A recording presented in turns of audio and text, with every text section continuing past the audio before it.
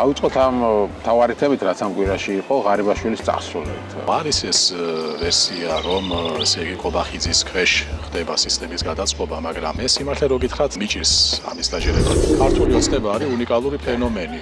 ესე იგი, განვითარების და მიხედვით ყოველი შემდგომი ეტაპი არის იმაზე უარესი, ვიდრე წინამორბედი.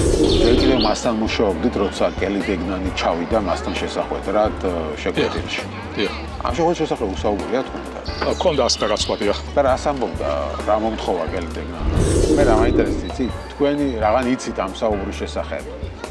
რაიმე მიზეზი თქვენი აზრით ქონდა ივანიშვილის, რომ ეფიქრა, რომ ამერიკა მას თხოვდა ომში ჩართოს. შეგვიძლია დავარქვათ ამ სვლას, ახლა რასაც აკეთებს, საერთოდ მიყავს ქვეყანა დიქტატურისკენ სვლა ივანიშვილის მხრიდან. გება ალბათ რო თუ უკვე არ დადგა, რომ ალბათ ოპოზიცია სერიოზულად უნდა დაფიქრდეს, რომ ასეთი ოპოზიციის სახით, ამგვარი არსებობით, ასეთი შინაარსით, ასეთი კონტენტით დათურ სამსახურს ხო არ უწევს წინააღმდეგობის მოძრაობას და ევნებლიეთ ხომ არ უწყობს ხელს ქართული ოცნების პოლიტიკური ჟამის გახანძრიებას. მოგესალმებით, მე ვარ ჟურნალისტი მერაბ მეტრეველი და ეთერშია გადაცემა პოლიტქალაქი.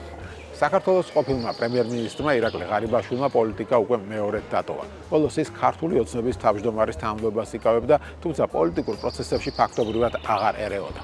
მისმა წასვლამ ბევრი კონსპირაციული თეორია გააჩინა. ზოგი ფიქრობს, რომ ირაკლი ღარიბაშვილი ივანიშვილმა სპეციალურად გაიყვანა, რომ შემდეგ ოპოზიციონერის სახით დააბრუნოს. ზოგი ფიქრობს, რომ უბრალოდ მას სანქციები შეეშინდა და თავად განერიდა პროცესებს. ასე თუ ისე ფაქტია, რომ ირაკლი ღარიბაშვილი ივანიშვილის კიდევ ერთი კადრია, რომელმაც თანამდებობა დატოვა.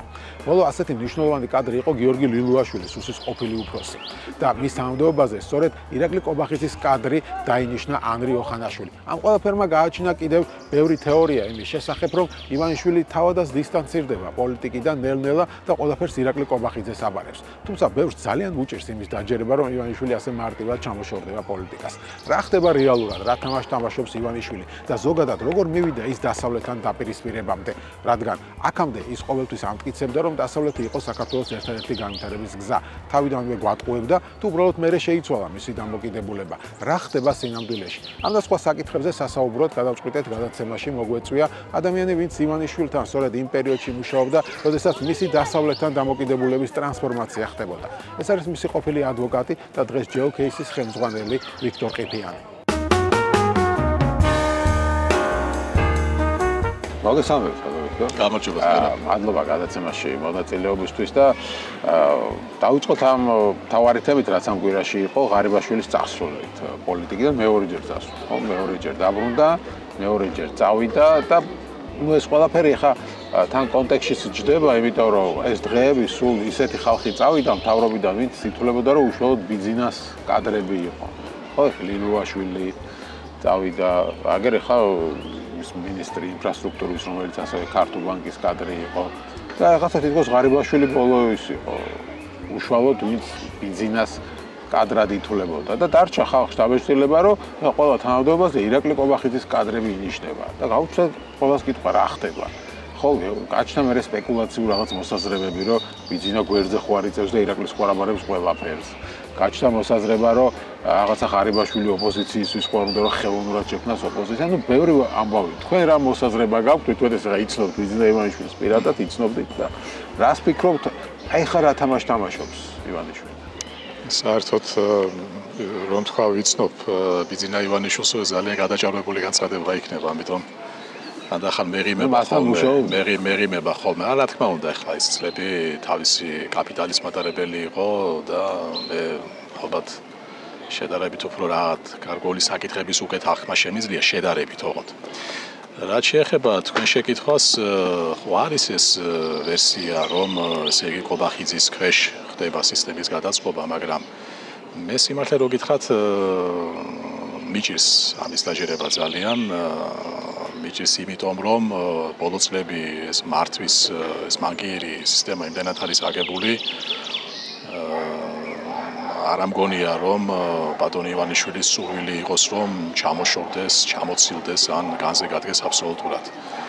თუმცა რაც შეეხება ცალკეულ კანდიდატურებს, ეხლა ღარიბაშვილთან დაკავშირებით არ მინდა მან პირად წენაში აღიქვას, მაგრამ ის წავიდოდა თუ არ წავიდოდა, ამას არსებითი მნიშვნელობა ალბათ არ ჰქონდა. ეს არ არის ის წასვლა, რომელიც შეიძლება ვცლად დააკომენტირო და რამე შედეგებზე ისაუბრო. ხო, მაგრამ კიდევ ერთი ვერსია ისევე როგორც ბოდიში და ღარიბაშვილი და ოპოზიცია, ეს ისეთი ოქსიმორონი და შეუთავსებლობა არის, რომ ახლა ყიმილის მომხრელია, სხვა შორის გასცა კიდევაც პასუხი პრესკონფერენციის დროს, რომელიც ძალიან საინტერესო იყო, იმიტომ რომ იქ სხეულის ენა ძალიან მეტყველებდა. მაგრამ წასვლებში მე მაინც რომ შევაჯამო ჩემი პასუხი, არც ღარიბაშვილი, არც ქარსელაძე მაინც ალბათ ლილუაშვილის წასვლა უფრო მენიშნა. ეს ყველაფერი ერთად არის. ლილუაშვილის წასვლა უფრო მენიშნა, ლილუაშვილი, რომელიც რეალურად ახლა მე ერთხელ ვთქვი, რომ ერთგვარი ალბათ ჩემი წარმოდგენით რაც მუხრუჭის ფუნქციას ასრულებდა,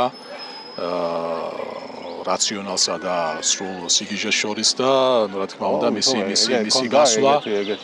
გასვლა პროცესიდან რა თქმა უნდა ბევრად უფრო მანიშნებელი არის ვიდრე ღარიბაშვილის ან ქარსელაძის ან ნებისმიერი სხვა. კი ბატონო, მაგრამ ამ შემთხვევაში ეს ვერსია ღარიბაშვილთან დაკავშირებით კიდევ ერთი გაშთა ასეთ რომ თვითონ ღარიბაშვილს აი ეს არ მოეწონა, ეს ძალიან დაპირისპირება დასავლეთთან რაღაც სანქციები შეეშინდა და თავად განერიდა. დიდი ხანია ხო პრინციპში ჭრილშია ის უკვე.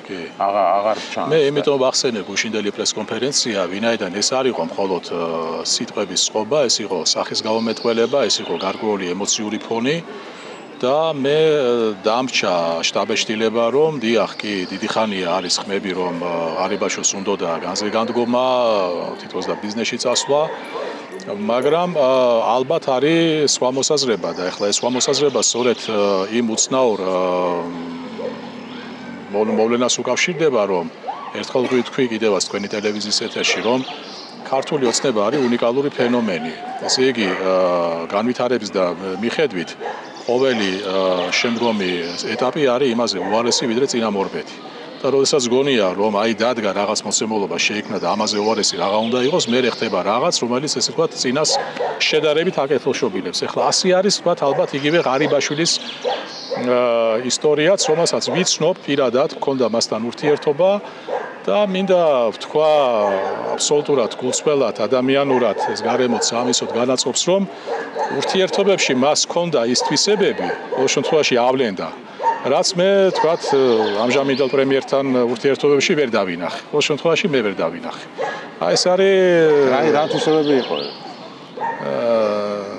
ალბათ მეტი ადამიანისთვის დამახასიათებელი ემოციები. გამოვლენა იმისა რა აღწყინს, რა არ აღწყინს, რა გიხარია, რა არა. ალბათ ეს ახლა ჩვენს დროში ესეც ერთგვარ აქტივად იქცა და კობახიძესთან მქონდა ურთიერთობები, ერთხელ მკითხეს კიდევაც, როგორი არის შენი შტაბეშტილებაო, მაგრამ ჩემ პასუხს მემუარებისთვის შემოვინახავ და იმიტომ რომ პასუხი იყო ისეთი, როგორიც მის ფსიქოტიპას შეეფერება. ხო, კი ბატონო, მესმის ეს მემუარების ამბავი გასაგებია, მაგრამ დღეს ამ მდგომარეობაში, ანუ ქვეყანას ახლა როცა ვხედავ, თქვენ აღნიშნეთ, რომ აი სულ უფრო უარესობისკენ მიდის. როცა აი თქვენ მასთან მუშაობდით. აი ეს გაუარესების პროცესი მაშინ დაიწყო და რამეს უკავშირებთ, ანუ რა მოხდა ამასთან? თუ ახლა ამასთან დაკავშირებით ბევრი ვერსიას, ვერ ვფიქრობ, რომ თავიდანვე ასეთი იყო და თამაშობდა და თქვენ ვერ ამჩნევდით. ბევრი ამბობს, რომ თავიდანვე რუსული პროექტი იყო საერთოდ ივანიშვილი და ეხლა უბრალოდ გამოაჩინა, თორე ჩვენ მანამდეც ვიცოდით უკვე 2011-ში და ასე შემდეგ და აი თქვენ რომელ ვერსიას ემხრობთ, თქვენ პირადი შტაბეშტილებიდან გამომდინარე. ანუ რა მოხდა რეალურად ასე მართლა კარდინალურად რატო შეიცვალა ის? თუ შეიძლება არ შეიცვალა. მე დარწმუნებით ვერ გეტყვით და არა იმიტომ რომ გავურბივარ პასუხს. ყოველთვის მithქვამს რომ ასეთი განცხადებებისთვის უნდა იქონიო ბევრად უფრო დამაჯერებელი მასალა და ბაზა. შეიძლება ნაწილობრივ ჩემი პროფესიული დაავადების შედეგიც არის, მაგრამ ჩემი აზრით ასე უფრო სჯობს, რომ ამგვარი ბრალდებები იყოს უფრო მეტად გაჯერებული შესაბამისი მტკიცებულებებით. მაგრამ მე მithქვამს ერთი რამ და გამიმეორებია, რომ ყველას აქვს სამყაროს თავისებური აღქმა. და ეს აღქმა არ გამოიხატება იმაში, არ უკავშირდება გინდა თუ არა ვინმეს დაკრულზე, გარე პოლიტიკური ძალების დაკრულზე ცეკვას. მithქვამს ისიც, რომ ჩვენი ურთიერთობები ძალიან ინტენსიური, ძალიან ახლო ყოველ შემთხვევაში და ამ გადმოსახედიდან ახლა შეიძლება ბევრი რამე კითხვის ნიშნის ქვეშ დააყენო, მაგრამ იძლეოდა იმის საშუალებას, რომ გარკვეულწილად მე მისი ეს ვთქვათ ემოციური ფონი უკეთ აღმეხვა. გავიმეორებ იმას, რომ ეს ურთიერთობები იყო ძალიან საინტერესო, რთული ამავე დროს და რა თქმა უნდა, ჩემგან პირადად მოითხოვდა ძალიან დიდ ემოციურ ძალისხმევას ამავე დროს. იმიტომ რომ ეს არ იყო უბრალოდ ფირმის კლიენტი.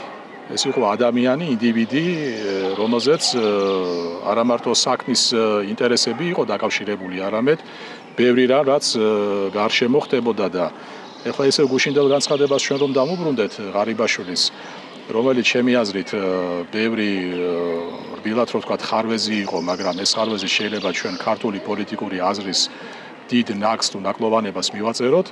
გუშინ საუბრობდა იმ მომენტში არც მეტი და არც ნაკლები მართველი პარტიის თავმჯდომარე. იმის გათვალისწინებით, რომ ჩვენ ვართ საპარლამენტო რესპუბლიკა მმართველობის ფორმით და შესაბამისად მართველი პარტიის თავმჯდომარეს მის განცხადებებში არანაკლები პასუხისმგებლობა ენიჭება ვიდრე პრემიერს თუ ნებისმიერ სხვას, მაგრამ ამდენჯერმე გაიმეორა ძალიან პოლიტიკური კულტურისთვის დამაკნინებელი შეფასება, რომ ბატონი ბიძინა ივანიშვილი არის ქვეყნის გარანტი. ეს არის ჩემი აზრით სტაბილურობის გარანტი. ეს ჩემი აზრით არის ქართული პოლიტიკური ცხოვრების პროცესის მისი ინსტიტუციური დაკნინების ძალიან ისეთი ნათელი მაგალითი, როდესაც ერთ ადამიანს თან საუბარი არის ქვეყანაზე, რომელიც არის მეტად რთულ რეგიონში, საუბარი არის ქვეყანაზე, რომელსაც არაერთი გამოწვევა, არაერთი რისკი, არაერთი საფრთხე ემუქრება, ქვეყანა, რომელიც ჯერჯერობით ატარებს ევროკავშირის კანდიდატი ქვეყნის სტატუსს და ამ დროს თურმე არც მეტი და არც ნაკლები არა ეს, არამედ ერთ კაცი არის გასხივოსნებული სტაბილურობის გარანტი. ეს ყველაფერი რა თქმა უნდა ძალიან ტრაგიკომიკური სურათი არის და ჩვენ გაგვეღიმებოდა რომ საუბრობდეთ სხვა ქვეყანაზე, მაგრამ რა თქმა უნდა გვეტირება ვინაიდან საუბარი არის საკუთარ ქვეყანაზე. საინტერესოა საუბრობთ ამ ივანიშვილის ფსიქოტიპზე, თვითონ მას ასეთი შეფასებები მოსწონდა. გახსოვთ ქონიათ ასე, ანუ როცა მას ასე ეს ხო პირველ შემთხვევაში როცა ღარიბაშვილი მას მადლობებს უხდის და არა მარტო ღარიბაშვილი ყველა და რაღაც ქვეყნის სტაბილურობის გარანტად სახავენ და თვითონაც ასე ფიქრობ? გეტყვით რომ ეს ინტენსიური ხუთწლიანი ურთიერთობა და ეს იყო დღეში ხანდახან არაერთი კონტაქტი სხვადასხვა ხასიათის უკავშირდებოდა არა მარტო იმ ცნობილი საქმის მიმდინარეობას, არამედ მე მithქვამს კიდევ ჩვენ ადამიანები ვართ და საუბარი ეხებოდა სხვა თემებს. რა თქმა უნდა, მე ხლა სხვა თემებზე საუბარს იშვიათად წამოვიწყებდი, ვარ ყოფილიყო მისი მხრიდან ინიციატივა, თუმცა შემდეგ უკვე ეს ურთიერთობები შევიდა ისეთ სიღრმეში და ისეთი შინაარსი შეიძინა, რომ მე ძალიან ღია ვიყავი და სხვა შორის ეხლა თუ ნავფარდა ავხადოთ მაშინდელ ურთიერთობებს ეს არ იყო კლასიკური ტიპიური ურთიერთობა კლიენტისა და იურიდიული მრჩევლის. ეს იყო ურთიერთობები, რომლებიც ყოველთვის გაჯერებული იყო ღრმა ურთიერთპატივისცემით, რა თქმა უნდა, პატივისცემა ძალიან გულწრფელი იყო ჩემი მხრიდან და ასევე მისი მხრიდან. ასე მაგალითად, ეხლა რატო თქვი ფარდის გამოწევა მეთქი. ხშირად თქვათ ზარამდე ან ასე შემდეგ ის ამბობდა ვიქტორ, შენ გაქვს თუ არა დრო, რომ შეგაწუხო და შემოგეხმიანო. ეს რა თქმა უნდა, ძალიან ისე ტაქტზე და კულტურაზე მეტყველებს ურთიერთობების და მე აბსოლუტურად არაფერს არ ვამეტებ, ან მეტი. როდესაც რაღაც თხოვნა იყო და საქმეს უკავშირდებოდა, ხანდახან თითქოს და მობოდიშებით იყო დრო თუ გაგდა საშუალება, რაც და წუხდებოდი, რა თქმა უნდა, იმიტომ რომ უნებოდი რა, რომ ეს საქმე არის ჩემთვის ახლა და ჩვენთვის როგორც გუნდისთვის ნომერი პირველი პრიორიტეტი და აქ შეწუხება და უდროობა რა მოსატანი არის. ესეთი იყო ეს ურთიერთობები. ეს ყველაფერი მათ შორის, რა თქმა უნდა, ნიშნავს იმას, რომ ჩვენ თავშიც, შუაშიც და ბოლოშიც ჩვენი თანამშრომლობისას საუბრობდით მრავალ ურთიერთსაკითხზე, როგორც ქვეყნის საშინაო, ასევე საგარეო, იმიტომ რომ ეს იყო დეტალებს არ გთხოვთ, მაგრამ პოლიტიკურ პროცესებთან დაკავშირებით თქვენი ახმა როგორი, ანუ თავიდან როგორ აღიქვამდა, მე რა შეიცვალა მის ახმაში, იგივე დასავლეთთან დაკავშირებით, ამერიკასთან დაკავშირებით, ანუ ეს თქვენ პერიოდში ხდებოდა ტრანსფორმაცია. მე დეტალებში არ შევალ. ამას გავაკეთებ სულიად შეგნებულად. ვინაიდან არის გარკვეული თემები, რომლებშიც მე თვითონ ბოლომდე არ ვარ დარწმუნებული. არის გარკვეული თემები, რომელთა გამოტანა უბრალოდ ჩემი მხრიდან იქნება უპასუხისმგებლობა.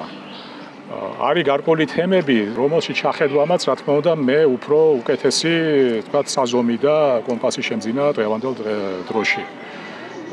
ხშირად ჩვენს ინტერვიუში მე ვიმეორებ ასეთ სიტყვას ემოციური ფონი, დამოკიდებულება, რა თქმა უნდა, გარკვეული საკითხები იყო ძალიან ისეთი დელიკატური, მზნობიარე, სადაც მისი ემოცია ჩვივოდა ძალიან ღიად, აშკარად და მე მქონდა მეტი საშუალება, რომ გარდა სიტყვიერი კონსტრუქციისა, უფრო მეტი გამეგო მის დამოკიდებულებაზე. ვიმეორებ, ეს იყო როგორც შიდა თემები, ასევე საგარეო თემები. ვჭობდით, განვიხილავდით. მეც გასაგებია, გვიგამათია ხანდახან ისედაც რომ დაგვისრულებია საუბარი, მე ვფიქრობდი რა, რომ კაცო, ეს რა დღეში ვიყავი მეთქი ამ კამათის დროს, მაგრამ ეს კამათიც მე მიმაჩნდა იყო ერთგვარი ნიშანი და ინდიკატორი იმ მეტად ღია და გულწრფელი ურთიერთობებისა, რაც ჩვენ შორის იყო და სადაც შემგან უთანხმოება იყო. აი ესე მაგალითად ახლა მე ყოველთვის უფიქსირებდი რა, რომ მე ქართული ოცნების მომხრე არ ვიყავი დამორჩეველი და მე კრიტიკულ დამოკიდებულებას გამოვხატავდი. და ამ საკითხების ირგვლივ მისი მხრიდან იყო ძალიან ესეთი მოთმინებით შესმენა და ეხლა დანარჩენი უკვე მის გონებაში როგორი განვითარება იყო და ანალიზი და შეჯერება ეხლა ამაზე საუბარი ჩემს ზედმეტი არის. არა, მე მაინტერესებს არა დეტალები თქვენი საუბრის, არამედ მაინტერესებს დასავლეთთან ურთიერთობა, რომელსაც ის თვითონ ისე აცხადებდა, რომ ეს იყო პრიორიტეტი და ასე უსუფაშვილი მეუბნებოდა, რომ წავიდა 2014-ში თანამდებობიდან ივანიშვილი თავარი ანდერძი რაც დაგვიტოვა იყო, რომ ამერიკასა ურთიერთობა არ გააფუჭოთ, დასავლეთთან ურთიერთობა არ გააფუჭოთ და ასე შემდეგ. და აი მე უცებ ყველაფერი შემოოტრიალდა, ხო? და დაიწყო ეს რაღაცა გლობალურ ომის პარტიაზე, დიპსტეიტი საუბარი მის შესახებ 2008 წლის მერე თურმე ებრძვიან მას აი ამ თავისი რაღაც ფულის გამო და ასე შემდეგ და აი ეს დასავლეთთან დამოკიდებულება როდი შეიცვალა თქვენ ამას თუ შეესწარით ეს მაინტერესებს და რა გახდა გარდამტეხი მომენტი თუ გაქვთ ამაზე მოსაზრება აი მაინტერესებს მოდით ესე გეტყვით რა თქმა უნდა მე მქონდა უნიკალური საშუალება გარკვეულ საკითხებზე სხვაგვარი დაკვირვების რასაც ვერ დააკვირდები ვერც ტელევიზიით ვერც შორიდან ვერც რადიოთი და ვერც წერილობითი სტატიით ეს ერთი რაც მინდა გითხრათ და ამ კითხვაში ამოიგითხეთ ამ პასუხში ამოიგითხეთ უფრო უკეთესი პასუხი. ეხლა რაც შეეხება დასავლეთთან ურთიერთობებს, ერთი რამ რაც შემიძლია თქვა და კიდევაც გითხარით რომ ჩვენ არაერთ საკითხზე საუბრობდით ეს იყო ჩემთვის გარკვეულწილად პრივილეგია ამ ურთიერთობებში ყოფნის რომ მხოლოდ კრედიტ სუისის თემას არ უკავშირდებოდა.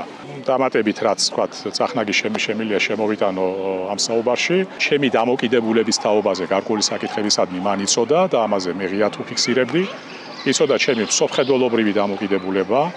მე ამავე დროს ვცდილობდი ყოველ შემთხვევაში ყოფილიყავი ძალიან დელიკატური რომ ერთმანეთში არ ამერია პროფესიული მოვალეობები, პირადი ურთიერთობები და მსოფლმხედველობრივი საკითხი.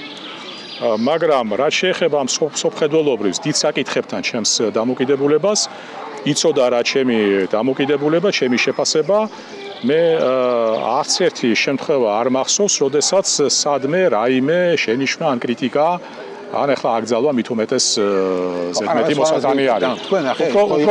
უფრო მეტიც ნახეთ შეხედეთ ბარემ რო დავასრულო რა. ვინაიდან გარდა იურიდიული ფირმისა ჩვენი ანალიტიკური ცენტრის მეშვეობით მე სხვა მრავალი ურთიერთობა მქონდა და ეს ურთიერთობები დღესაც მაქვს. ყოველთვის როგორც წესი საქმის კურსში ვაყენებდი, იმიტომ რომ მირჩენოდა მას ჩემგან ცოდნოდა, ვიდრე სხვისგან გაექო. და უფრო მეტიც ამ ურთიერთობებში შეიძლება გაიკვირვოთ, შეიძლება ჩვენმა მსმენელმა გაიკვირვოს, ყოველთვის მისგან იყო მოწოდება რომ განმევითარებია ეს ურთიერთობები, უკან არ დამეხია და რა შეიძლება ეს თქვათ მეტი ურთიერთობა, მეტი შინაარსის ურთიერთობა მქონოდა. ასეთი იყო ეს მეტად ძალიან ეკლექტური პარტნიორობა. თქვენ მიყავდათ საქმე კრედიტ სუისთან დაკავშირებით, რომელ საქმესაც მე მან დააფუძნა მთელი შეთქმულების თეორია. რომ განავითარო ეს რაღაცა კერძო დავა კი არ არის კლიენტსა და ბანკს შორის. არამედ ეს არის მრავალწლიანი ბრძოლა რაღაც გლობალური ომის პარტიის მის წინააღმდეგ. ეს მე მაინტერესებს ეს როდი შემოვიდა ეს მომენტი ამ საქმეში. თავიდანვე ასე აგიხსნათ, როცა დაგიქირავათ, რომ მე ხა გლობალური ომის პარტია მებრძვის და უნდა დაგიქირავთ როგორც ადვოკატი, რომ კრედიტ სუისის რაღაც სასამართლოში მებრძოლო. თუ თავიდან მისვისაც კერძო საქმე იყო ეს და მერე გაჩნდა ეს რაღაცა გლობალური ომის პარტია და მთელი მსოფლიო მის წინააღმდეგ და ასე შემდეგ. აი ამას გეკითხებით. 5 წლიანი პერიოდი საქმეზე თანამშრომლობის შეიძლება დაიყოს რამდენიმე ეტაპად. ეს ეტაპები ბევრი არ არის, ასე შეიძლება გამოკეთო 2 მაქსიმუმ 3 ეტაპი. რა თქმა უნდა, უკრაინაში ომის დაწყებამ თავისი გავლენა იქონია ზოგადად ქვეყნის შიგნით არაერთ საკითხზე და მით უმეტეს მათ შორის ამ დავაზეც, ვინაიდან ეს დავა უკავშირდებოდა ისეთ ადამიანს, ისეთ პიროვნებას, რომელიც ისევ ღარიბაშვილის ფრაზეოლოგიას თუ გამოვიყენებთ, წარმოადგენს ამ ქვეყნის სტაბილურობის გარანტს. ამდენად, რა თქმა უნდა, თემაში შემოვიდა აბსოლუტურად სხვა ფერები. კიდევ ერთხელ რო გავიმეორო, ერთხელ ნათქვამი, ბოლო პერიოდი იურიდიულ გუნდს შორის ჩვენი მხრიდან და არა მარტო ჩვენი მხრიდან, იქ ბრიტანელებიც მონაწილეობდნენ, იურიდიული მრჩევლები ყოველთვის იყო ერთგვარი, ეს ვთქვათ, განხილვა და საკმაოდ ისეთი უკომპრომისო განხილვაც შეფასებებზე, კონსტრუქციებზე და ასე შემდეგ. ამდენად თქვენ არ ეთანხმებოდით, რომ ეს რაღაც ესეთი რაღაც ამდენად მე რო დავასრულო ჩემი პასუხი თქვენ შეკითხვაზე, არ ვიცი, შეიძლება მაყურებელმა იცის, რომ ჩვენ რეგულარულად გამოვცემდით პრეს-რელიზებს.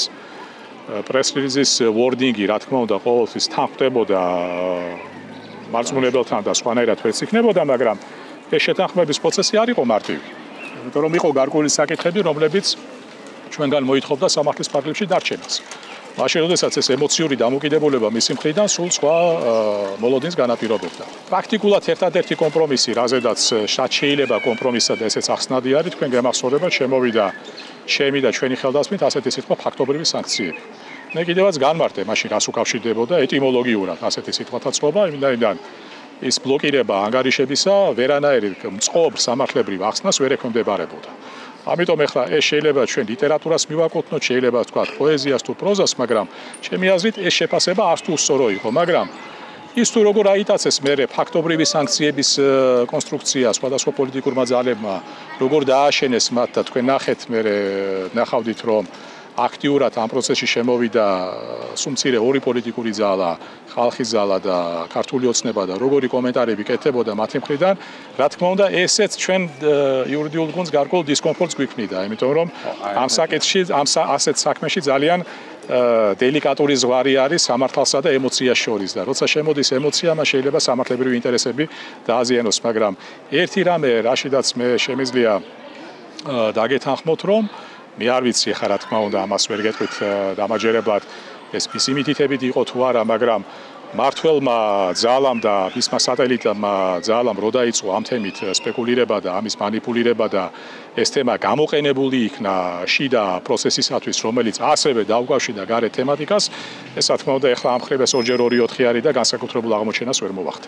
ანუ თქვენ არ ეთანხმებოდით მას საბოლოო ჯამში, რომ ეს იყო რაღაც დიდი ბრძოლის შემადგენელი ნაწილი ეს საქმე, თუ დღემდე ფიქრობთ, რომ ეს იყო კერძო დავა ჩაულებრივი და ივანიშვილმა მე უბრალოდ ეს გამოიყენა რაღაც დასავლეთის წინააღმდეგ. მოდით მე ასე გეტყვით, ეხლა ვინც მიცნობს მე, იცნობს ჩემს საუბრის მანერას, ნაწეს, ნააზრევს, ალბათ ამ კითხვაზე პასუხს ჩემი მხრიდან რიტორიკულად ჩათვლის. რატო? მე ხო იცით ამაზე რეალური პასუხი და გაქვთ თქვენი ზოგადად არა თუ დავასთან მიმართებაში. არამედ იმ პროცესებთან დაკავშირებით, რომლის მოწმენი დღეს ჩვენ ვართ, კატეგორიული წინააღმდეგი ვარ კონსპიროლოგიის. და მიმაჩნია, რომ კონსპიროლოგიის მთავარი წყარო არის უვიცობა და უწიგნურობა, ესეც არაერთხელ ეთხერში მithქვამს. ამიტომ რახანა ამ სფეროში ვიწუნებ კონსპიროლოგიას, როგორ შეიძლება იმ სფეროში მომეწონა, რომელშიც ჩემს მხრებზე და ჩვენი გუნდის მხრებზე ძალიან დიდი ტვირთი იყო პასუხისმგებლობის. ეხლა მე სიმართლე რო გითხრათ, ეხლა დროთა განმავლობაში ხანდახან ფიქრობ, კარგია ამაზე საუბარი რო წარმოებს. რა გააკეთა მაშინ იურიდიულმა ოფისმა, რომ ის შედეგები დადებულიყო თუ ცუდია. ერთი მხრივ შეიძლება კარგია, როცა ამაზე არ საუბრობენ, იმიტომ რომ ამაზე საუბარს მერე მოყვება ეს შეფასებები კაცის კაცი და ტროა ცხენი და ასე შემდეგ. მეორე მხრივ შეიძლება, რა ვიცი, ხანდახან შეიძლება პროფესიულადაც კი არ წინდეს, არამედ სამართლიანობა მოითხოვდეს აღნიშვნას, იმიტომ რომ ერთი რამ რაც კიდევ ერთი აუცილებელი მე რამდენჯერ განმარტება, მე არ ვიყავი პირადი მრჩეველი, მე წარმოვადგენდი იმ ფირმას, რომელსაც კონტრაქტი ჰქონდა ამ თემაზე და ისე ჩვენ დაკონტრაქტებული ვიყავით ბრიტანული იურიდიული ოფისის მიერ.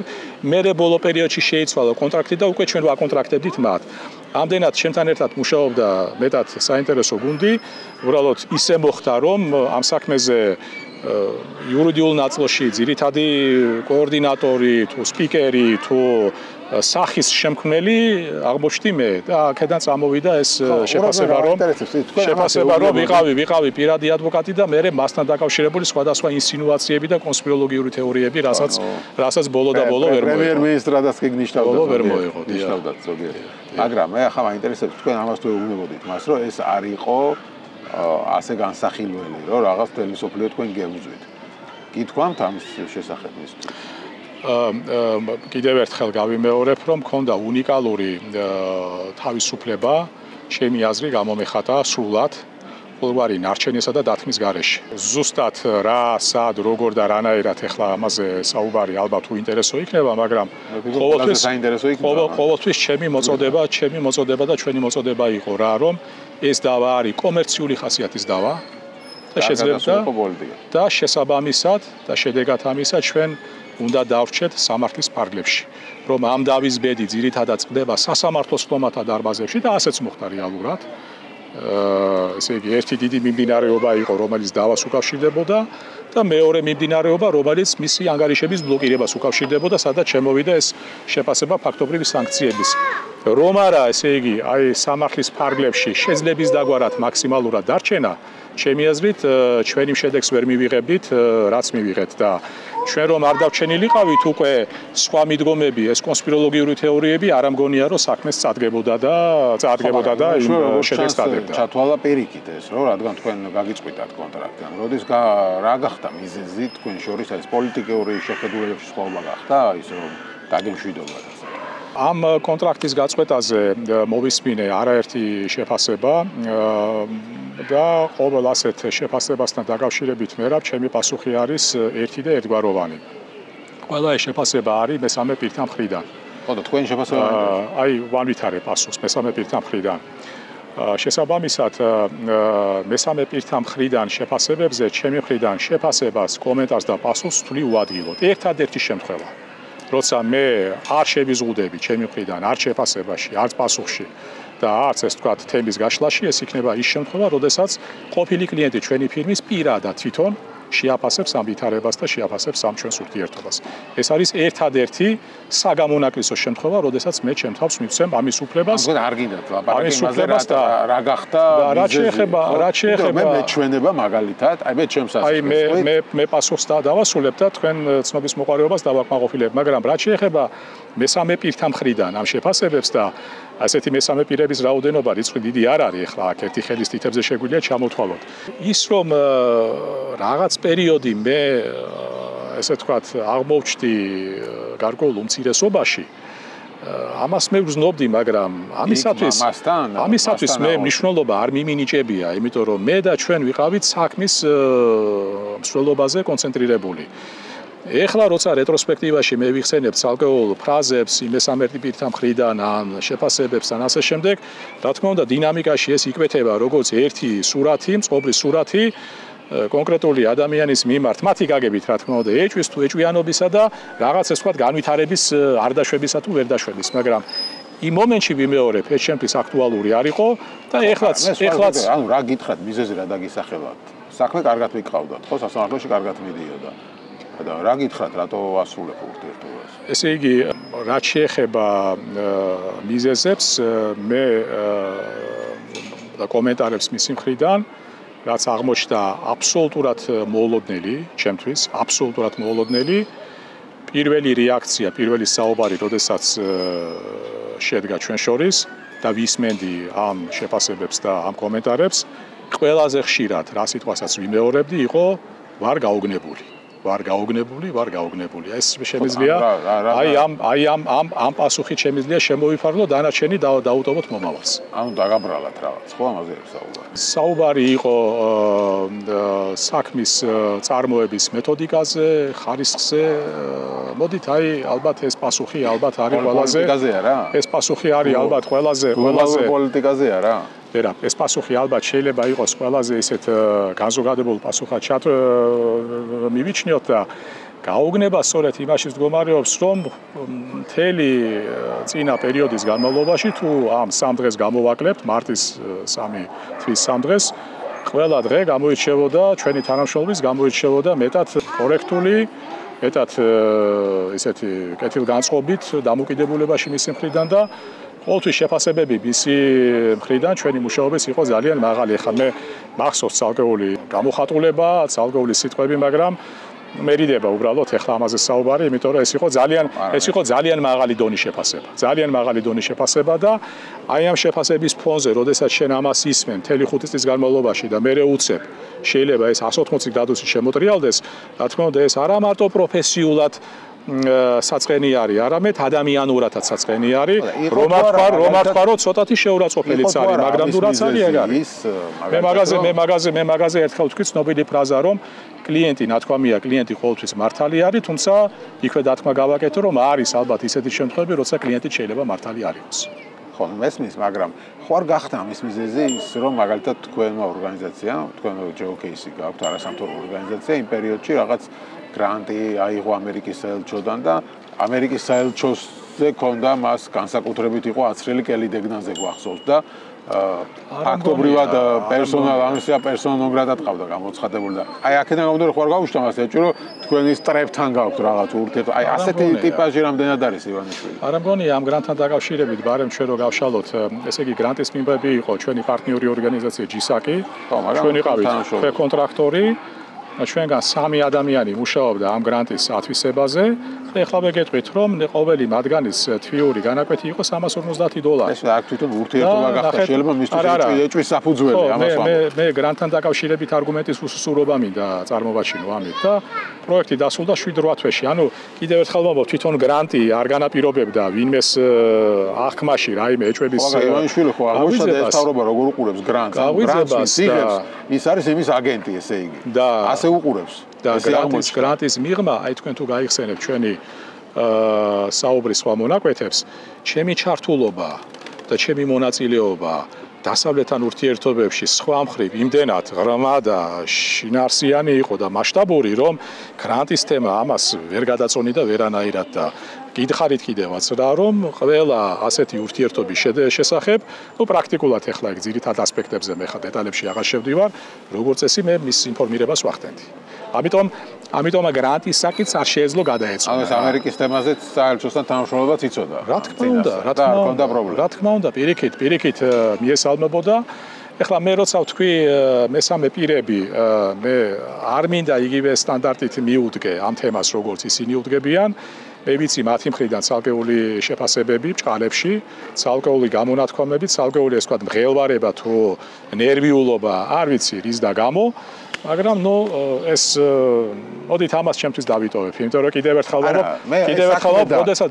როდესაც ვიწუნებ მათ მიდგომას, არ მინდა მე თვითონ მათ დავემსგავსო. არა, მე საქმეეთ ასე დეტალურად იმიტომ დავინტერესდა, მიმაჩნია რომ საინტერესო არის მაყურებლისთვის, იმიტომ რომ ეს ადამიანი მართავს დღეს ქვეყანას. და მისი ფსიქოტიპაჟი თუ როგორ იღებს გადაწყვეტილებას და მithuetes ამ საქმეს დააფუძდა მან მე მთელი კონსპიროლოგია და გამოგვიცხადა რომ აი ეს საქმე არის მთავარი მტკიცებულება იმის რომ რაღაც მთელი მსოფლიო ებრძვის მას უნდა მისი რაღაც ჩათრევა ომში და ასე ამას დაეფუძნა მე ეს ყველაფერი და ამიტომ ვცდილობ რომ ეს გავარკვიო რა იყო აქ ყველაფერი საფუძველი ჩვენ მე მგონი ახლა იგივე წრეზე რო არ წავიდეთ მე გითხარით ჩემი დამოკიდებულება კონსპიროლოგიის მიმართ მე გითხარით ჩემი დამოკიდებულება მაგ საქმის მიმართ ისევე როგორც მე გიპასუხეთ ღიად რომ ჩვენს შორის ურთიერთობა არა მარტო საქმეს ეხებოდა არამედ არაერთ სხვა საკითხს ხო და ამიტომ მე ამას რატო გეკითხებით იცი რომ თქვენ ხა მარტო ვისი ყოფილი ადვოკატი არ ხართ დღეს ფაქტობრივად პოლიტიკური კომენტატორიც ხართ ხო პოლიტიკურ თემებზე აკეთებთ განცხადების ანალიტიკოსი პოლიტიკის და თქვენ ვერსიებს გამოტყვავთ აქედან გამომდინარე მაინტერესებს ამ ურთიერთობიდან გამომდინარე რამე ვერსია თუ გაქვთ განსაკუთრებული რა მოხდა სინამდვილეში ჩვენი ქვეყნის თავს. მე მაქვს ჩემი ახსნა, დიახ. მოდი მოვისმინოთ ეს. ახსნა იმისა თუ რა შეიძლება დავაბრალოთ, რა შეიძლება მივაწეროთ, რა შეიძლება ახსნათ ის რაც ქვეყნის შიგნით ხდება. იმ დათქმით რომ არანაირი საფუძველი არ მაქვს, ვამტკიცო რომ ვიღაცის ინტერესებში მოქმედებს გულისხმობ რუსეთის ფედერაციას ამ შემთხვევაში. ეს არ გჯერათ რომ ივანიშვილი რუსეთის დავალებით მოქმედებს. იცით, ამას ასეთი განცხადების გაკეთებას დიდი ჭკუა არ უნდა. ამას უბრალოდ უნდა უპასუხისმგებლობა და არასერიოზული მიდგომა. მე ასეთ კატეგორიას, ესე ვთქვათ, ჭვარტალა განცხადებების გასაკეთებლად თავს ვერ მივაკუთვნებ რა, ყვირალა განცხადების გასაკეთებლად. ეხლა რაც შეეხება სხვა ახსნას, მე ასე ვხსნი, ოდესაც საუბარი მაქვს უცხოელ დიპლომატებთან და არა მარტო. საერთაშორისო პოლიტიკაში არის ასეთი ტერმინი ქორწინება ინტერესთა მიხედვით. ეხლა ეს პირდაპირ გაგებით რომ არ აღვიქვათ, საერთაშორისო ურთიერთობებში ეს ნიშნავს ინტერესების დამთხევას კონკრეტულ მომენტში, კონკრეტული კონიუნქტურის გამო. ეს დამთხევა რაში გამოიხატება? ჩემი ახსნა, ჩემი მიდგომა ასეთი არის, რომ მაშინ როცა რუსული გეოპოლიტიკა განიხილავს მის სამეზობლოს, მათ შორის სამხედრო პრიზმაში და რუსული გეოპოლიტიკური აზრისათვის ერთ-ერთი ქვაკუთხედი დოქტრინალური არის სტრატეგიული სივრცე, სტრატეგიული სიღრმე. ის მიიჩნევს, რომ მის უშუალო საზღვრებთან უნდა იყოს იმგვარი სტრატეგიული სიღრმე, ან სივრცე, სადაც მისთვის გასაგები თამაშის წესები იქნება, მისთვის მისაღები ატმოსფერო და კონიუნქტურა იარსებებს. ეს ყველაფერთან ერთად ნიშნავს, რომ იმ გარე პერიმეტრზე დასავლური წარმომადგენლობა, დასავლური ინსტიტუტები, დასავლური გავლენები უნდა იყოს რაც შეიძლება მინიმალური. აი შეგახსენებთ კიდევაც უკრაინაში ომის დაწყებამდე 2021-ში პუტინმა პრაქტიკულად დასავლეთს ულტიმატუმი წარუდგინა, რომ ნატო უნდა დაბრუნებულიყო 97 წლის საზღვრებზე. ეხლა თანხმედრა რატო თქვი მე და თანხმედრა ეს თქვა რაც კომფორტის და მიხედვით რა რომ თუ ჩვენ ნახავთ ქართული ოცნების შეხედავთ გადავხედავთ ქართული ოცნების სტილს და აქაც ერთი კიდევ დათქმა რომ ეს არ არის კლასიკური პარტია ჩემი აზრით ეს არის რაღაც კონგლომერატი ინტერესთა რა არის დასავლური ინტერესი დასავლური კონიუნქტურა ეს არის სამართლის უზენაესობა ეს არის ტრანსპარენტულობა ანგარიშვალდებულება არჩევითობა, სამართლიანი არჩევნები და ასე შემდეგ. ანუ ჩემი აზრით თანხმედრა სწორედ შეიძლება არა იმიტომ რომ ვინმეს რაღაცას ავალებს, სწორედ აი ამ გადაკვეთაზე მოხდა, რომ მათი მოლოდინები და შემდეგ აქეთა მხრიდან მართველი ჯგუფის ინტერესები ერთმანეთს დაემთხვა. და შეიქმნა გარკვეულწილად ის ბუნებრივი სინერგია, რომელიც შეიძლება უბრალოდ ამ მომენტში რაღაც აი გემოვნების თანხმედრით ახსნათ, სოფხედულობის თანხმედრით ახსნათ, პრეფერენციების თანხმედრით, მაგრამ არა მანდამაინც იმით, რომ ვიღაცას მითითებებს აძლევს და მართავს სატელეფონო ზარით ან ინსტრუქციებით. აი ამას ჩვენ რომ ამის მტკიცებას ჩვენ რო შევუდგეთ, უკვე დაგღალეთ თქვენს და მსმენელებს, რომ ჩვენ გვჭირდება გაცილებით უფრო სერიოზული მტკიცებულებითი სანაცვლო. ანუ აქ თქვენ ამბობთ, რომ ივანიშვილს რადგან თხოვდნენ დემოკრატიას დასავლეთიდან, მას მან ჩათვალა, რომ დასავლეთთან ასეთ ურთიერთობა აღარ იყო მისთვის ასარგებელი. მართლ ჯგუფს რაღაც მომენტში მობეზრდა დასავლეთობანაში თამაში, ვინაიდან ეს უკვე უქმნიდა მას კონკრეტულ დისკომფორტს. ეხლა ჩვენ იგივე კანდიდატის სტატუსს მოყოლებული ჯერ 12 პირობა რო გავიხსენოთ და შემდეგ 9 პირობა. ამ 9 პირობის რეალიზება ნიშნავდა იმას, რომ პოლიტიკური სივრცე უნდა გაჯანსაღებულიყო. და ჯანსაღი პოლიტიკური სივრცე შესაბამისად უქმნის იმ პრობლემებს მართლობით. შვილი და ეს მართველი გუნდი ასე კი არ უყურებს, ამას უყურებს, რომ ეს ყველაფერი არის საბაბი, მიზეზი და სინამდვილეში იქ რაღაც კონკრეტული რაღაც ამბების გამო მოიძულა დასავლეთთან ივანიშვილი ან რაღაც უნდა საქვეყნის ჩართვა ომში ან თქვა სხვა რაღაც მიზეზებს ასახელებენ. არ ვიცი, მე მაინც ამას ავხსნიდი ძალაუფლების და გავლენების შენარჩუნების სურვილით. შესაბამისად ნებისმიერი იარაღი, ნებისმიერი ინსტრუმენტი, მათ შორის საინფორმაციო ჰიბრიდული ხასიათის, რომელიც გამოადგება ამ ბიზნეს მიღწევას და ჩვენ ხედავთ კიდევაც რომ ამას არათუ იყენებენ, არამედ საკმაოდ წარმატებულათაც იყენებენ ჩვენ და სამწუხაროდ ნებისმიერი საშუალება თუ მეთოდი მისაღებია. ხო, მაგრამ თქვენ ჯერ კიდევ მასთან მუშაობდით, როცა კელი დეგნანი ჩავიდა მასთან შესახვედრად შეკვეთილში. დიახ. აი ამ შეხვედრას დააფუძნა ივანიშვილმა ბევრი რამ, რო გააკეთა განცხადება, რომ აი შემხვდა და იქ რა მოხდა, მე ამას ვიტყვით და ასე შემდეგ. ამ შეხვედრის შესახებ უსაუბრია თქვენთან.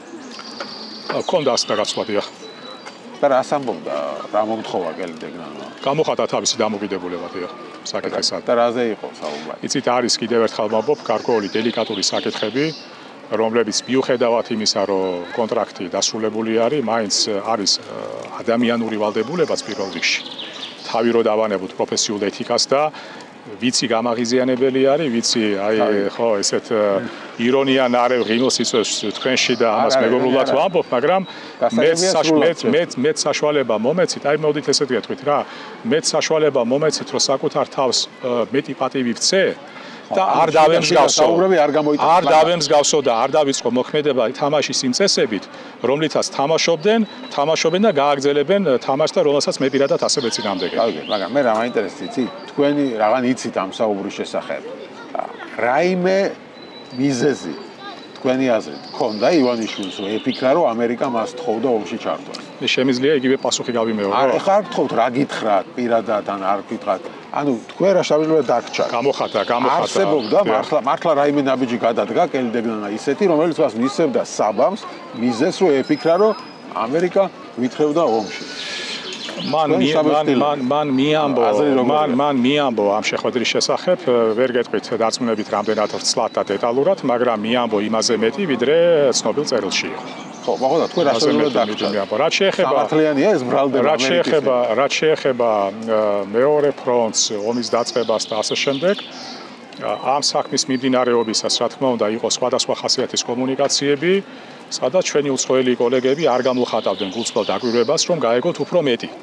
საიდან მოდიოდა ეს შიში, საიდან მოდიოდა ესეთი შეფასება, ვინ, როგორ და რა გარემოებში თვითონაც უკვირდათ და ხშირად ის მთხოვდნენ და გვთხოვდნენ მეტ ინფორმაციას, რომ უკეთ ჩაძიებულიყვნენ თავიანთ ესე ვთქვათ სამზარეულოში თუ რამ განაპირობა ქართული ოცნებისა და კონკრეტული ჯგუფის მხარეს ესეთი შეფასება და დამოკიდებული. თქვენ გააქვთ ახსნა ამაზე? შეიძლება და კელი დეგნანის ვიზიტი ამის მიზეზი ამხდარება. მე ხომ გითხარით რაღაც ფრაგმენტში ჩვენი ინტერვიუსი, რომ გავლენების, ძალაუფლების, ფინანსური რესურსების შენარჩუნების სურვილი განაპირობებს მრავალფეროვანი ინსტრუმენტალიების გამოყენებას, მათ შორის საინფორმაციო ომის შრილში. ამის მიღმა სხვა ახსნას, რომელიც უკვე კონსპიროლოგიური ხასიათის იქნება, რა თქმა უნდა, ჩვენ შეგვიძლია ყველას თითოეულ ჩვენგან სხვადასხვა ფიქრები გვიტრიალებდეს თავში, მაგრამ ამაზე დაგჭათ აი ამ საუბრის შემდეგ, როცა ამერიკის ელჩი გელაპარაკა.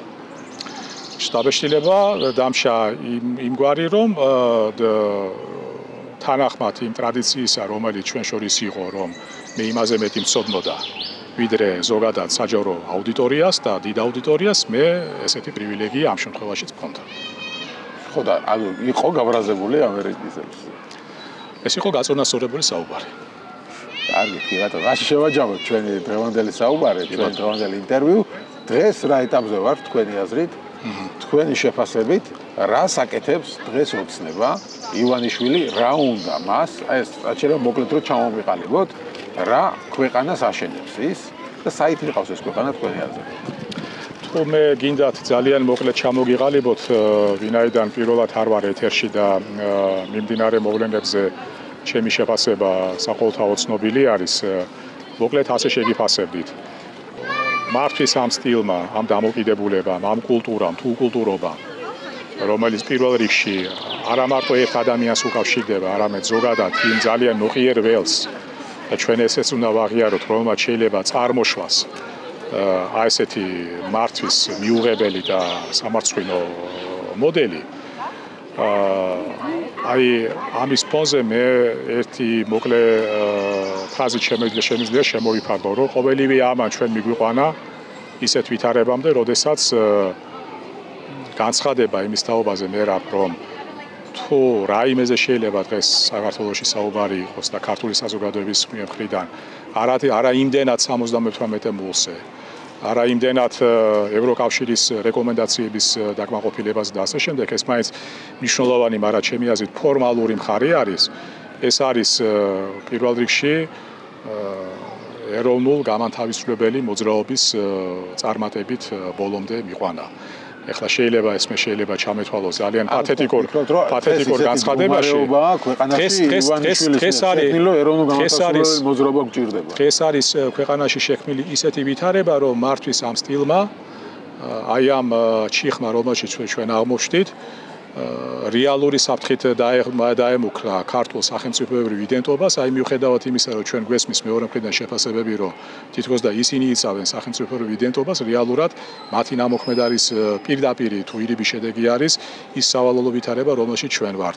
ჩემი აზრით, ქვეყანა, რომელიც ასე არის, ესე ვთქვათ, დაჩაგრული რეპუტაციული იმიჯის კუთხით, სადაც უსაფრთხოების ინსტიტუტები, ეკონომიკური თვითკმარობის, სახელმწიფოებრივი თავმოყარეობის, სხვას რო თავი დავანებოთ, ამგვარად მოშლილი არის და გავერანებული არის.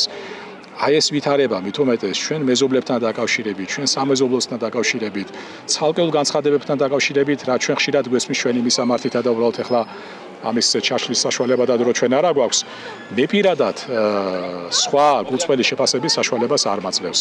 დიახაც რომ დღეს ალბათ ასე შეგვიძლია ჩვენ ეს საპირწონე გავსაზრდოთ, რომ რეალურად საუბარი არის სახელმწიფო შენარჩუნებაზე, სახელმწიფოს გადარჩენაზე და ამ სახელმწიფოს გადარჩენის შემდეგ უკვე დანარჩენი ნაბიჯების დაკმაყოფილებაზე, როგორიც არის უსაფრთხოების თემა თუ ეკონომიკა თუ ასე შემდეგ. შეგვიძლია დავარქვათ ამ სვლას ახლა რასაც აკეთებს, საერთოდ მიყავს ქვეყანა დიქტატურისკენ სვლა ივანიშვილის მხრიდან.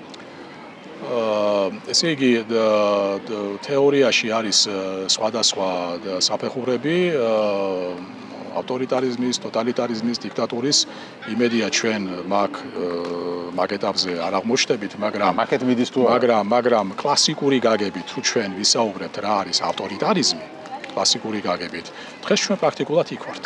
და მე რა რომ დღეს ჯერჯერობით ქვეყანაში არ წარმოებს მასობრივი დაჭერები, მე რა რომ დღეს ჯერჯერობით მუშაობს ესა თუ ის მედია საშუალება, მე რა რომ დღეს ჯერჯერობით ფორმალურად არსებობენ პოლიტიკური პარტიები, მაგრამ გზა, რომელიც იკაფება დღეს და ის ნიშნები, რომლებსაც ჩვენ თვალხილულად ვხედავთ ზედაპირზე, სხვა დასმის საშუალებას არ იძლევა. კი ბატონო, და ბოლოს თქვენ თუ ეროვნული განმათავისუფლებელი მოძრაობა გჭირდება და ხედავთ აი ამ ძალას დღეს, თუ ვერ ხედავთ? აქეთ ახლა მეორე მხარეზე რო ვისაუბროთ. თუ ჩვენ საუბრობთ ძალაზე, როგორც სტრუქტურირებულ ერთეულზე, რა თქმა უნდა, ამ ხრივ სურათი მეტად სავალალო არის. მაგრამ თუ ჩვენ საუბრობთ ამ ძალის წყაროზე, რომელიც ჩვენს განწყობაში, ჩვენს დამოკიდებულებაში, ჩვენს ამ ემოციურ მუხტში გამოიხატება, რა თქმა უნდა, ის სახეზი არის უბრალოდ ამას სწორად მართებული და დროული გამოყენება უნდა. იმიტომ რომ როცა ვსაუბრობ დროული, აქვე ჩვენ უნდა გავითვალისწინოთ რა, რომ მე როცა ვახსენე სახელმწიფოს დაბრუნება და განორმალურება, სოფლიო პროცესები ჩვენ არ გველოდება. ამიტომ ჩვენ რომ შევასროთ იმ ატარებელს, რომელიც ჯერჯერობით ამ ცივილიზაციის ბოლო ვაგონად არის ჩაბმული, ჩვენ რა თქმა უნდა ვიჩქაროთ. სხვაგვარად რა თქმა უნდა დროის ძალიან გაჭიმვა და ძალიან ის ვთქვათ ისე აი ზანტად მიდგომა საკითხებისადმი ჩვენ საზიანოთ იქნება. ხო და აი ეს სიტუაცია რამდენად შეიძლება ხა იყოს გამოყენებული მეორე მხარის მიერ, ან გულისხმობ ოპოზიციას, გულისხმობ ხარშვის ქუჩაშია, სათანადოდ შეფასებული და მე სათანადოდ რეაგირება რამდენად ხდება ამ ყველაფერზე. ჩემი აზრით შეფასება ხდება სათანადოდ, უბრალოდ რამდენიმე ელემენტი მოკლეზე რომ ვახსენოთ. განსხვავებით იგი 2003 წლიდან, როდესაც ხელისუფლების კონცეფტი, მისი სტრუქტურა აბსოლუტურად სხვა ხასიათის იყო, დღეს ხელისუფლება შეიცვალა, ტრანსფორმიდა, ის უფრო ამორფული გახდა, უფრო მიმოფრქვევადი გახდა სხვადასხვა ხილული თუ უხილავი, ასე ვთქვათ, საცეცების სახით. ეხლა მე ამაზე ვიხსენებ, რადიოში ვისმენდი, გამოდიოდა უნგრელი ოპოზიციონერი თუ სერბი არ მახსოვს და როდესაც უსმენდი თუ რა პრობლემებს აწყდება სერბეთში ოპოზიცია და უნგრეთში, პრაქტიკულად იგივე პრობლემატიკა არის რა ჩვენთან საქართველოში. ესე იგი, ხელისუფლების ასი შეიცვალა და შესაბამისად ხელისუფლებაში მოსვლა უფრო რთული ამოცანა გახდა, ვიდრე ეს ვთქვათ 2003-ში იყო და მეორე გარემოება საერთაშორისო კონიუნქტურა, რომელიც გახდა არანორმალური, რომელიც არანაირი ესე ვთქვათ სააღ და რაციონალურ ახსნას არ ექვემდებარება და რა თქმა უნდა ეს ქვეყნის შიგნით ამ ემოციური, დადებითი ემოციური მუხტის სარეალიზაციოდ, რა თქმა უნდა, მნიშვნელოვან წინაღობასა და დაფრთხოლებებს ქმნის. მაგრამ აქეთ მხარეს ოპოზიცია რამდენად არის სათანადო ფორმაში თქვენი აზრით? ეხლა მე მიუხედავად ჩემი ირადი პატივისცემის რამდენიმე ოპოზიციური ლიდერებისადმი, მე მაინც ძალიან თამამი რა მინდა ვთქვა, რომ დგება ალბათ დრო თუ უკვე არ დადგა, რომ ალბათ ოპოზიცია სერიოზულად უნდა დაფიქრდეს, რომ ასეთი ოპოზიციის სახით, ამგვარი არსებობით, ასეთი შინაარსით, ასეთი კონტენტით დათურ სამსახურს ხო არ უწევს წინააღმდეგობის მოძრაობას და ევნებლიეთ ხომ არ უწყობს ხელს ქართული ოცნების პოლიტიკური ჟამის გახანგრძლივებას. აი კონკრეტულად რას გულისხმობთ თქვენ? თუ აბა თუ იმ ოპოზიციურ ძალებს არ აქვთ თვისობრივი განახლების უნარი და სურვილი, მაშინ მათ უნდა დააყენონ საკითხი მათი არარსებობის შესახებ და გაასუფთავონ ველი, დაუთმონ გზა სხვებს და შეძლებს დაგვარად ქართული ოცნების ხელიდან გამოსტაცონ იმ ინფორმაციული ჰიბრიდული ომის ერთ-ერთი მნიშვნელოვანი კომპონენტი, რომელიც ჩემდა სამწუხაროდ ქართული ოპოზიციის გაუმართავობაში გამოიხატება. ანუ წავიდნენ რაღაც პარტიები უნდა დაიშალონ და იმიტომ რომ ნახეთ, ესე იგი, მაშინ როდესაც ჩვენ საუბრობთ ელექტორალური ლეგიტიმაციის პრობლემაზე ქართული ოცნების მხარეს, ჩვენ ასევე საუბრობთ ლეგიტიმაციის არარსებობაზე ოპოზიციის მხარეს და ეს არის უკვე საჯარო ნდობითი ლეგიტიმაციის დეფიციტი. აი ესეთი ორი არალეგიტიმური წყაროს პირობებში ალბათ ერთმას და მეორემაც საკუთარ თავს კითხვა უნდა დაუსვას, მათ შორის ოპოზიცია. თუ მათთვის თავარი არის საბოლოო მიზნებისა და ამოცანების მიღწევა და არა საკუთარი თავის დანახვა პროცესში, მაშინ ეს პირველი არჩევანი უნდა იქნეს გაკეთებული. რომელ პარტიას გულისხმობთ? თუ ყველას? მოდი ჩვენ აი ზოგადი შეფასება უნდა მივცეთ, იმიტომ რომ ქართულ სიფრთხეში აი სიტყვა პარტიულობა ძალიან პირობითია. ხო, ну გასაგებია. მოკლედ ხერს უნდა წავიდეს, ოპოზიციაც უნდა წავიდეს. მაგრამ ვინ უნდა გააკეთოს საქმე რეალურად? აი ეს არის თავარი კითხვა. მე მგონი ჩვენ რასაც ვხედავთ, მე რა თქმა უნდა ყველა ოპოზიციურ ძალას ამას ვერ გავაბრალებ, მაგრამ აი გემახსოვრებათ ტერმინი კოჰაბიტაცია. ჩემი აზრით ეს კოჰაბიტაცია დღემდე ქვეყანაში არ დასრულებულა. და ხომ არ არის ეს კოჰაბიტაცია სულიად გამიზნული, რომ ჩაიკეტოს პოლიტიკური სივრცე, ჩაიკეტოს პოლიტიკური ველი, ვინაიდან ნომერი პირველი და პირობითად ნომერი მეორე მშვენივრად თან არსებობენ ერთმანეთთან და შესაბამისად ეს ჩაკეტილობა, ეს კოჰაბიტაცია ხელს უშლის ახალ აზრს, ახალ მიდგომას არ წავლენ პოლიტიკიდან და სხვა მე რას ხედავთ განვითარებას?